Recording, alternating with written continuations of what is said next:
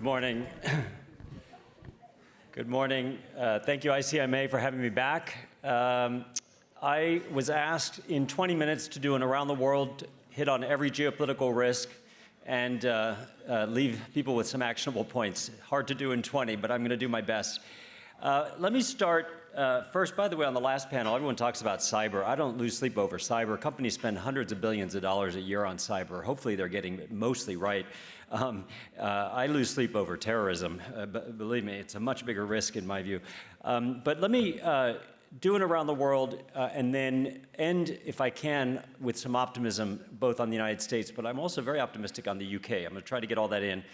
At the outset, let me just start with a framework that I think is really important to keep in mind as we go forward over the next 2.5 years of Trump 2.0, a framework for the United States. And I say that, I start with that because almost any framework that we have been able to use in trying to analyze, or would be able to use, to try to analyze a Republican administration in the United States today does not apply. We are in new territory. Trump 2.0 is also, by the way, very different from Trump 1.0, but we're really in new territory in so many ways. And I would take most frameworks, if you haven't already, and just throw them out the window. And I would instead use the following, and it has to do with America First.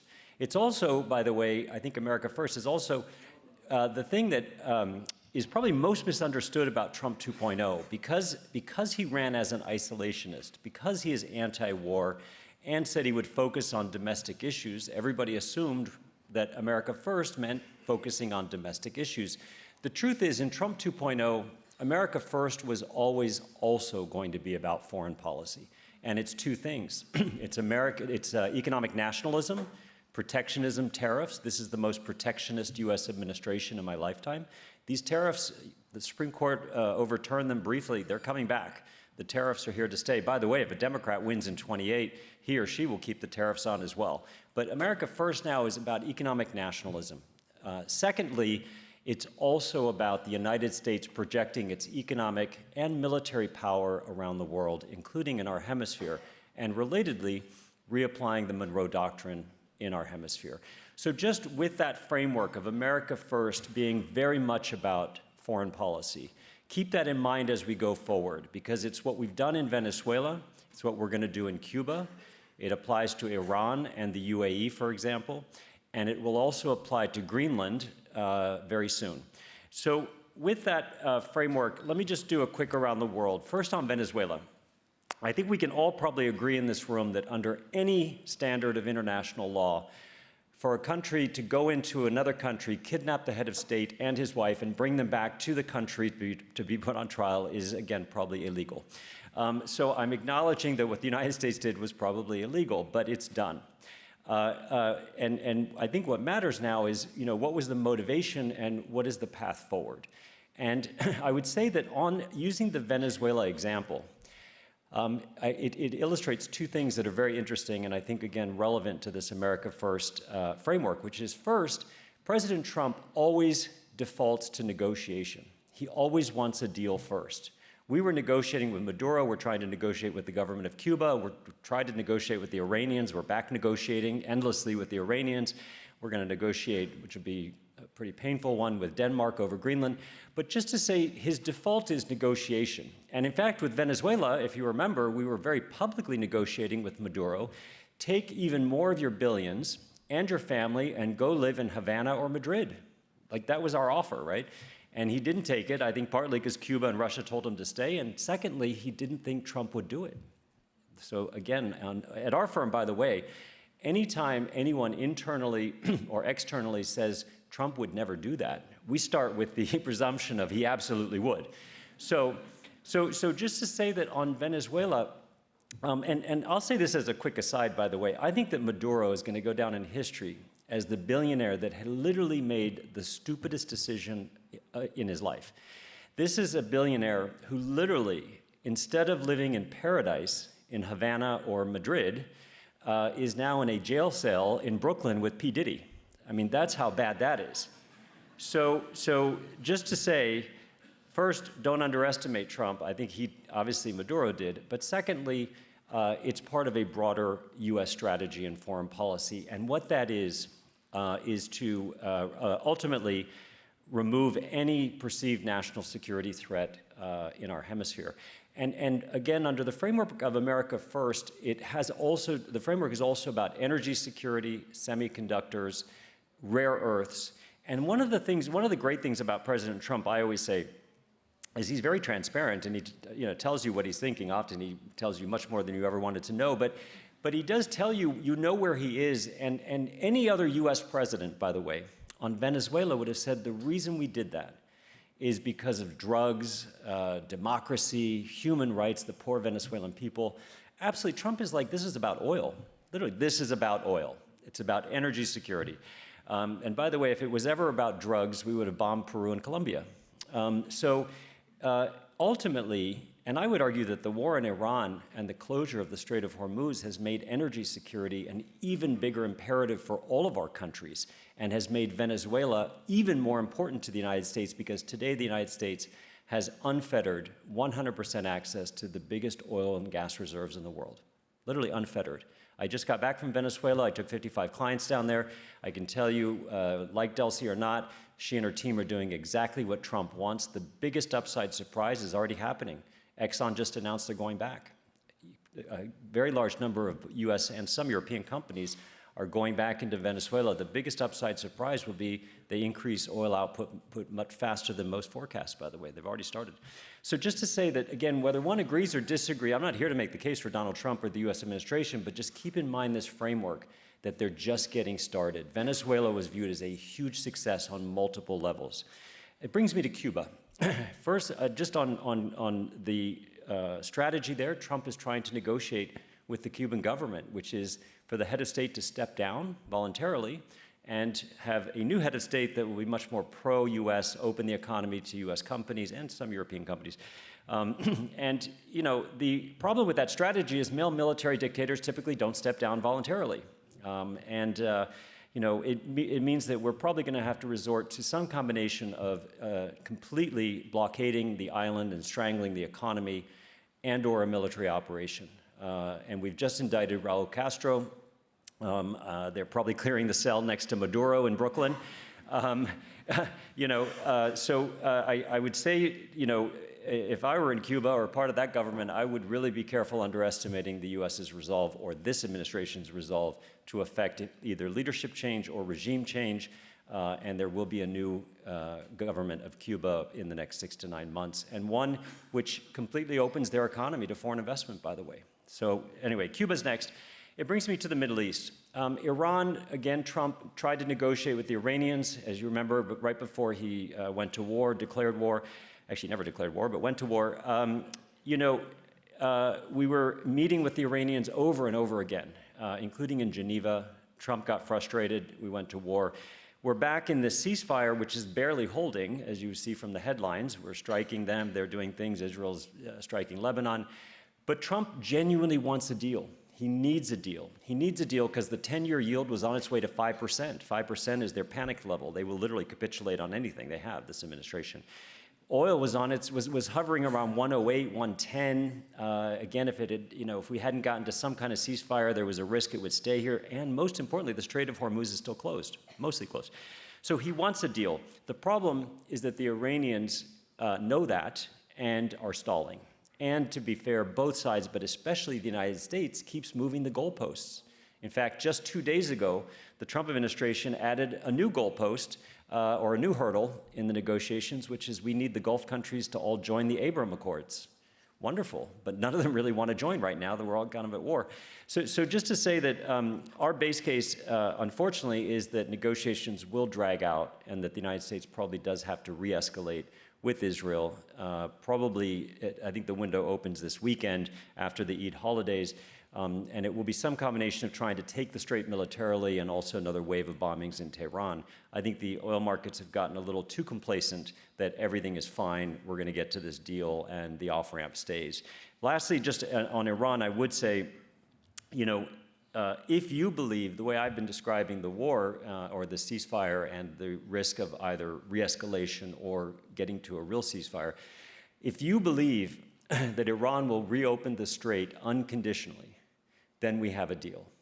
Almost all the other stuff is negotiable, and we can get there. The nuclear stuff, Trump used nuclear weapons as justification for the war domestically, so nuclear is part of the conversation, but both sides have already agreed to punt the most difficult part of the nuclear talks into the future. This issue of the Abraham Accord sounds good, but it's a bit of a red herring. The only remaining real issue is will the strait be reopened unconditionally? And Iran is not inclined to do that. So that's what it's come down to. I think this week is critical, especially as we head into this weekend, to see which path we're going to go down on Iran. It brings me to one other quick issue on the UAE, if I can very quickly, and it's part of this America First realignment of geopolitical power. And the United States, again, asserting itself in a much more aggressive way around the world. But we were able to either give cover to or convince the UAE, or both, as you all know, to leave OPEC+. That is a very big deal. That is a very big deal. Not only that, even prior to the war in Iran, we have been and have announced huge co-investment deals with the UAE in everything from data centers to AI to semiconductors. They've also invested a huge amount in the Trump family crypto business, but we'll just put some of those conflicts of interest aside for now. But the UAE, very interestingly, has thrown its lot and its future in with the United States. Really a very big deal. By the way, for the UAE, it's hugely positive, I think, because they will probably double oil output in the next 2 years, something they were not able to do under the constraints of OPEC+. So just to say there's this realignment even going on within the GCC, very importantly. It brings me to Greenland, because I'll run out of time, and I have to touch on the midterms and some optimism. You know, on Greenland, I would just say it's a great example of where we all need to discount the maximalist rhetoric of Donald Trump, of President Trump. The United States is not going to invade the island. We're not going to buy the island. What Trump wants, and so instead of the maximalist rhetoric, focus on what he really wants. And by the way, for my job, I just want to say, for my entire 33-year career up until a year and a half ago, I literally would wake up in the morning and go to ft.com, marketwatch.com, cnbc.com, you know, and NewYorkTimes.com. I wake up now and the first thing I go to is Truth Social. It is painful because I need to know what the hell he actually just truthed at 4 a.m. because he doesn't sleep. This man doesn't sleep. So, you know, it's that whole thing. If you've been through a divorce, your lawyers say, take away the phone. Someone needs to take the phone away from him. But my point is, my point on all this is, with Greenland, discount the maximalist rhetoric, focus on what he really wants. Here's what the United States wants. And by the way, 3 very practical things. 2 are easy. 1 is really a problem for Denmark. First, the United States increase our military presence on the island. We already have permission to do it. Trump wants a broader deal with some economic return before we commit the $5 billion roughly that we will to increase our presence over the next 10 years. Secondly, for Greenland to restrict maritime access, to restrict Chinese and Russian ships from maritime passage in their territorial waters. Very doable, by the way, in all of our interests, meaning NATO, all of our interests. And third, US companies get preferential access to Greenland's critical minerals or to their mining sector. The problem with that one is preferential is just a euphemism for exclusive. And Denmark has a problem with that, understandably. And I think for Denmark also, I'm not trying to discount how strongly they feel about this. It's a national sovereignty issue. It's a national pride issue. The example I use, which is not particularly good, but the analogy, oh my God, the fly is attacking me now. It was attacking that poor guy before on the stage. So the issue on the, and it totally threw off my train of thought. So the issue on Greenland, just to say, I understand Denmark's position, and the analogy, which is not, necessarily perfect, but just to say it would be like France waking up tomorrow and declaring that they want Puerto Rico, right? So I understand the issues. Having said that, in Washington, many people in the Trump administration have taken the Monroe Doctrine and extended it up over the Arctic to now include Greenland. By the way, it's a total stretch. It is what it is. But I think more importantly, the United States has or the Trump administration has rightly identified the Arctic as a major national security vulnerability for all of us, for all of NATO. I think that identifying that vulnerability is critical and very important. And therefore, the United States believes that we have to get to a compact of free association with Greenland. The model, if you want to look it up, is with the Marshall Islands. We will get to a three-party agreement, United States, Greenland, and Denmark, in the next 9 to 12 months that will allow the United States to increase our presence, restrict Russian and Chinese ships, and have exclusive access to Greenland's mining sector, to their critical minerals. I'm not advocating for this, but here to tell you the only way we're going to get there is to run Denmark over. It's going to be absolutely brutal. It'll be tariffs, sanctions, it'll be all kinds of threats. And I think the EU has to make a decision, a very difficult decision. Will they stand with Denmark in a real way instead of just rhetoric? Meaning, will the EU trigger the anti-coercion instrument, for example? I think very unlikely. In fact, in Washington, we were very surprised. Of all of our trading counterparties, the counterparty that rolled over the fastest in what were, I admit, unilateral negotiations, but ultimately the party that rolled over the fastest was the EU. We were shocked in Washington. The EU is a very formidable trading bloc, completely rolled over. So just to say, I'm not advocating for what we're doing or will do, but I'm here to tell you that this is going to happen around Greenland. By the way, as a quick aside, there's 57,000 people in Greenland. These people are about to win the lottery. They're going to have money falling from the sky. But it brings me back to, again, America first and the identification of very real national security vulnerabilities. And again, part of the driving forces around that are energy security, rare earths or access to rare earth, semiconductors, et cetera. And again, the reapplication of the Monroe Doctrine. Let me, in my 3 minutes left, quickly touch on the US midterms, just to say the way it's shaping up, it's November 3rd, is the Democrats are going to take the House. I think by about 15 seats will be the swing, even after redistricting. It's really interesting. In my entire career in Washington, I've never gone into any election, midterm or general, where every single Republican actually says, we're going to lose the House. It's really amazing. Even Mike Johnson says it, our speaker.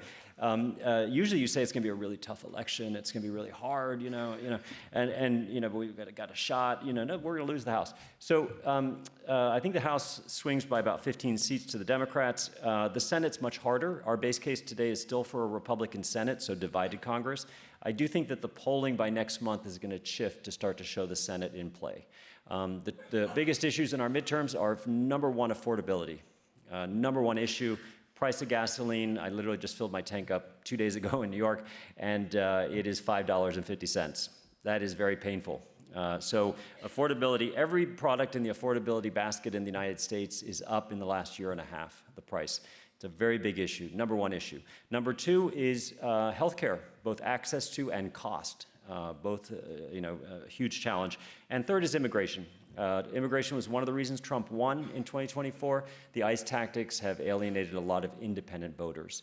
And then I would put in ethics as another issue in our election, just very quickly to say it's the conflicts of interest, which is a really generous kind of American way of saying corruption.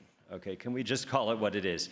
And it's not only the fact that the first family has gotten exponentially wealthier in the last year and a half, it's also the Epstein files and some of the other stuff that's going on.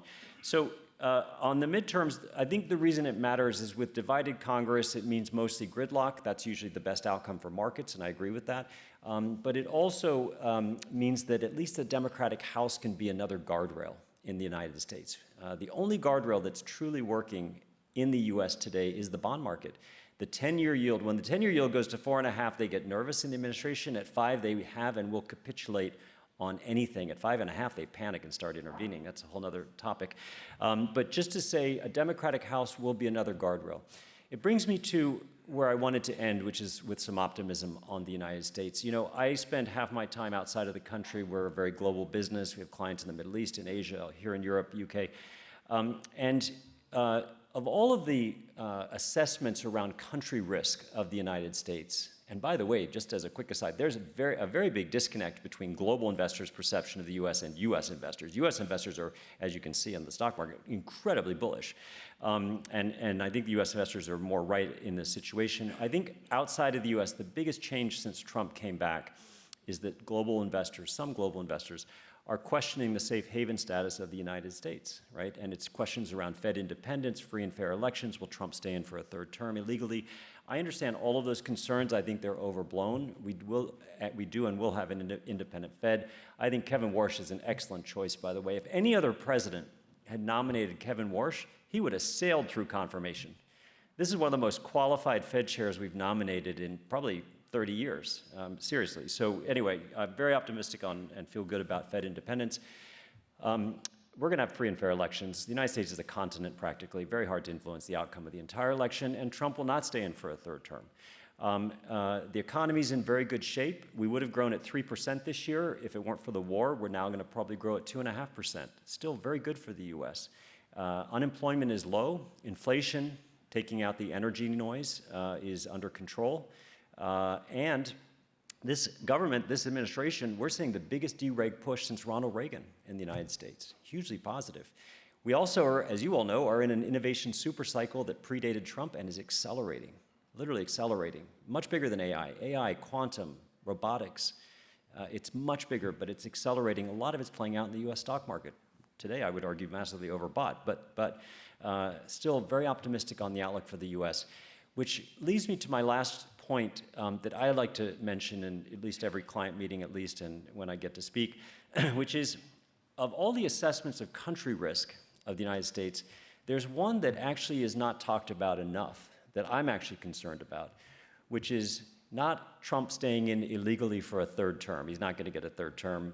By the way, the third term is Don Jr. I'm absolutely convinced we're running against Don Jr.